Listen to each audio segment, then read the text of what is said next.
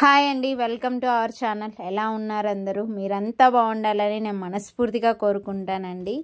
ఈరోజు మీకు నేను ఒక సింపుల్ చిట్కా చెప్తాను. అదేంటి అంటే, చాలామంది కుక్కర్లో వంట చేసేటప్పుడు పొంగిపోతూ ఉంటుందన్నమాట. దానికి అలా ఉండకుండా ఉండాలంటే నేను ఒక చిన్న టిప్ చెప్తాను. చూడండి, ఆ కుక్కర్ చాలామంది ఇప్పుడు కుక్కర్ యూజ్ చేస్తూ ఉంటారు. కుక్కర్ పొంగిపోతే చూడండి, స్టవ్ అంతా ఎంత గలీజ్ అయిపోతుంది, మురికి మురికి అయిపోతుంది కదా. ఆ కుక్కర్ కడుక్కోవాలన్నా కష్టమే, మళ్ళీ ఆ స్టవ్ని క్లీన్ చేయాలన్నా కూడా కష్టమే అనమాట.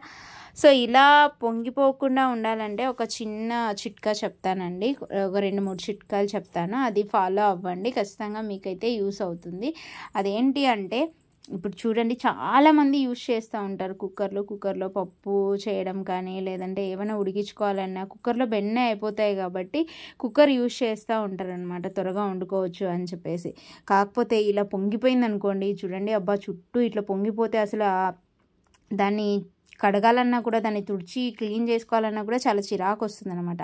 అలాంటప్పుడు ఏం చేస్తారు అంటే, ఏదైనా సరే ఉడికించుకునేటప్పుడు ఫస్ట్ టిప్ ఏంటి అంటే, కొద్దిగా ఆయిల్ వేసుకోండి. లోపల ఆయిల్ వేసి పెట్టారంటే పొంగదనమాట. ఇంకొకటి ఏంటి అంటే, నీళ్లు కరెక్ట్గా వేసుకోండి. కొంతమంది నీళ్ళు ఎక్కువ వేస్తారనమాట, అప్పుడు పొంగిపోతుంది.